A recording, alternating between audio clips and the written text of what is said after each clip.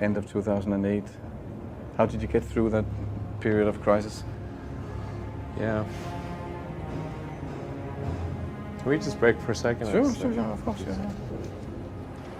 Beundret iværksætter. You want to wait a little while? Yeah, sure hope it was worth it. Sure hope it was worth it. But when critics say you can't do this, your answer to them is? We've done it. When you had that third failure in a row, did you think, I need to pack this in? Never. Why not? I don't ever give up.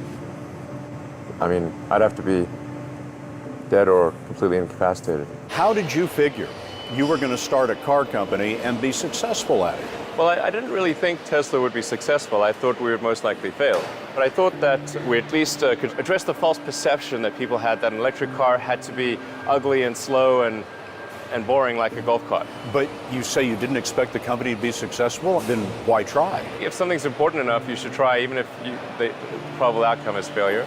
One of the most difficult choices I ever faced in life was in 2008. I think I had maybe $30 million left, or $30 or $40 million left in 2008. And I had two choices. I could put it all into one company, and then the other company would definitely die, or split it between the two companies. But if I split it between the two companies, then both might die. When you put your blood, sweat, and tears into creating something, or building something, it's like a child. And so it's like, which one am I going to let one starve to death? I couldn't bring myself to do it, so I split the money between the two. Fortunately, thank goodness, they both came through. How much of your personal fortune have you poured into this? $100 million. $100 million into something that you did not believe would work at the beginning. Yes. Why even begin? When something is important enough, you do it even though the odds are not in your favor. But I think people can choose to be not ordinary. You know, they can choose to not necessarily conform to the conventions that were taught to them by their parents. So yes, I think it's possible for ordinary people to choose to be extraordinary.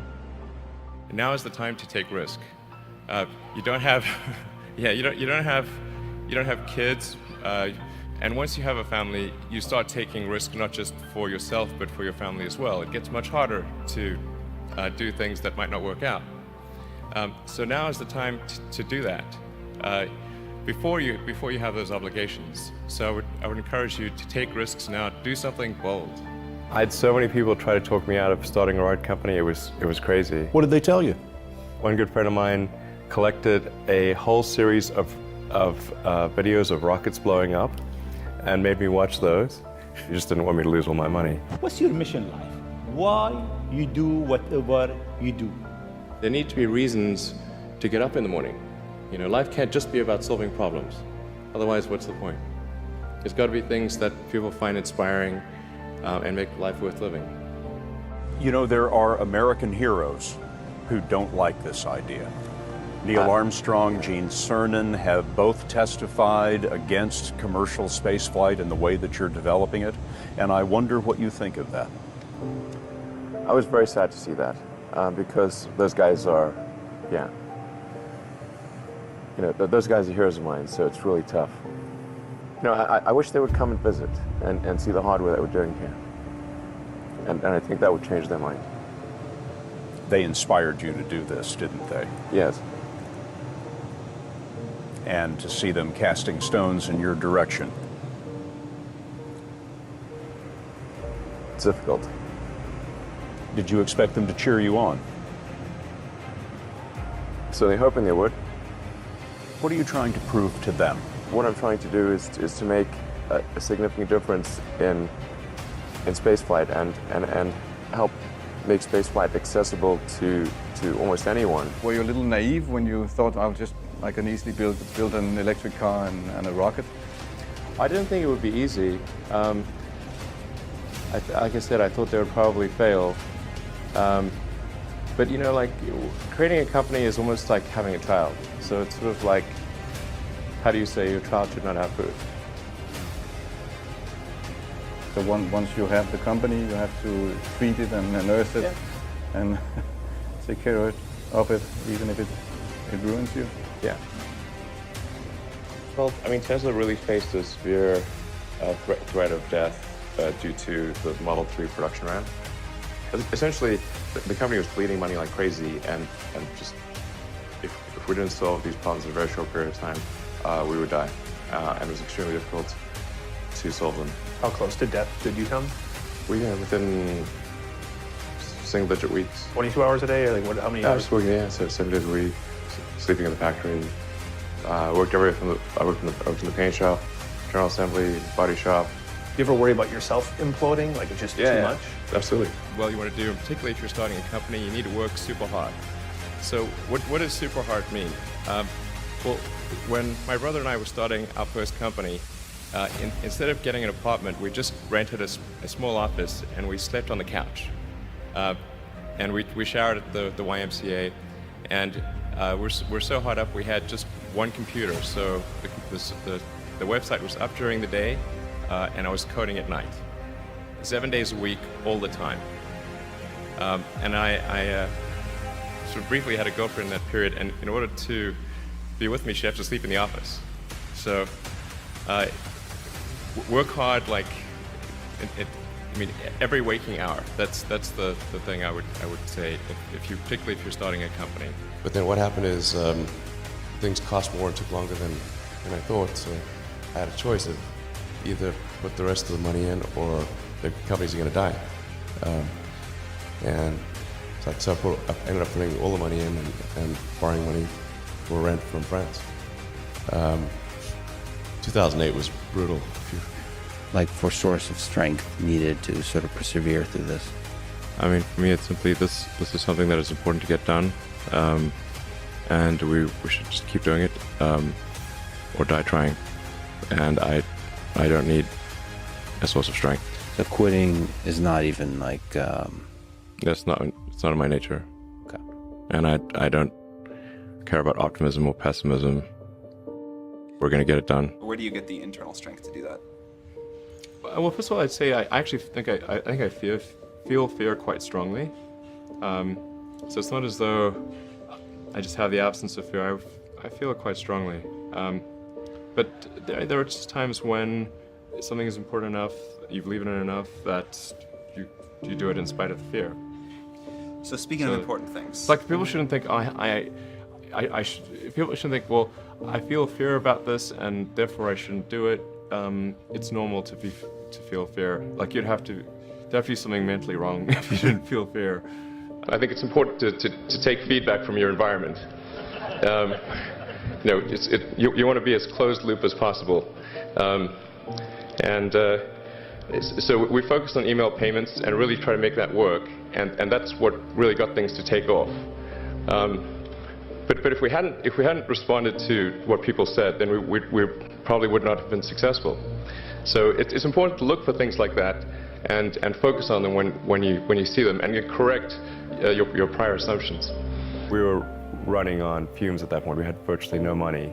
So a fourth failure... A fourth failure would have been absolutely game over. Done. SpaceX, bankrupt. Yeah, it's bad enough to have 3 strikes. Having 4 strikes, it's really kaput. How did you get the expertise to be the chief technology officer of a rocket ship company? Well, I do have a physics background. That's helpful as a foundation. And then I read a lot of books and talked to a lot of smart people. You're self-taught? Yeah. Well, self-taught, yes, meaning I don't have an aerospace degree. So how did you go about acquiring the knowledge? Well, like I said, I read a lot of books, talked to a lot of people, and have a great team. Yeah, 2008, we had the 3rd consecutive failure of the Falcon 1 rocket for SpaceX. Tesla almost went bankrupt. We closed our financing round 6 p.m. Christmas Eve, 2008. It was the last hour of the last day that it was possible. We would have gone bankrupt 2 days after Christmas otherwise. And I got divorced. That was like rough, man. Feminine scar tissue there. I remember waking up the Sunday before Christmas in 2008, and thinking to myself, man, I never thought I was someone who could ever be capable of a nervous breakdown. But I felt this was the closest I've ever come, because it seemed pretty dark. When I was a kid, I was wondering kind of what's the meaning of life? Like, why are we here? What's it all about? And I came to the conclusion that what really matters is trying to understand the right questions to ask. And the more that we can increase the scope and scale of human consciousness, the better we are able to ask these questions. I tried very hard to get the right expertise in for SpaceX. I tried hard to find a great chief engineer for the rocket, but the good chief engineers wouldn't join, and the bad ones, well, there was no point in hiring them. So I ended up being chief engineer of the rocket. So if I could have found somebody better, then we would have maybe had less than 3 failures. If you're creating a company or if you're joining a company, the most important thing is to attract great people. So either join a group that's amazing, that you really respect, or if you're building a company, you've got to gather great people. I mean, all a company is a group of people that have gathered together to create a product or service. And so depending upon how talented and hardworking that group is, and the degree to which they are focused cohesively in a good direction, that will determine the success of the company. So do everything you can to gather great people if you're creating a company. So what do we need to do to become more like Elon? There's a friend of mine who's got a great saying about creating a company, which is trying to build a company and have it succeed is like eating glass and staring into the abyss. There's no need even to have a college degree at all, or even high school. I mean, if somebody graduated from a great university, that may be an indication that they will be capable of great things, but it's not necessarily the case. You know, if you look at, say, people like Bill Gates or Larry Ellison, Steve Jobs, these guys didn't graduate from college. But if you had a chance to hire them, of course, that would be a good idea. I'd say focus on signal over noise. A lot of companies get confused. They spend money on things that don't actually make the product better. Don't just follow the trend. So you may have heard me say that it's good to think in terms of the physics approach or first principles, which is rather than reasoning by analogy, you boil things down to the most fundamental truths you can imagine and you reason up from there. And this is a good way to figure out if something really makes sense or if it's just what everybody else is doing. All right, last question. 3 pieces of advice to entrepreneurs. What are your 3 pieces? I'm an entrepreneur, so you can share them with me. Work like hell. I mean, you just have to put in, 80 to 100 hour weeks every week. And then That's a lot of work. all those things improve the odds of success. Okay. I mean, if other people are putting in 40-hour work weeks and you're putting in 100-hour work weeks, then even if you're doing the same thing, you know that in 1 year you will achieve what they achieve. You will achieve in 4 months what it takes them a year to achieve. How do you describe yourself? I usually describe myself as an engineer. That's basically what I've been doing since I was a kid. I'm interested in things that change the world or that affect the future in wondrous new technology, where you see it and you're like, wow, how did that even happen? How's that possible? No one should put this many hours into work. This is not good.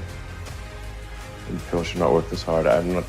They should not do this. This is very painful. Painful in what sense? It hurts my brain and my heart. People who've been in the rocketry business for decades, who say about you that you don't know what you don't know. Well, I suppose that's true of anyone. How can anyone know what they don't know? But when critics say you can't do this, your answer to them is, we've done it.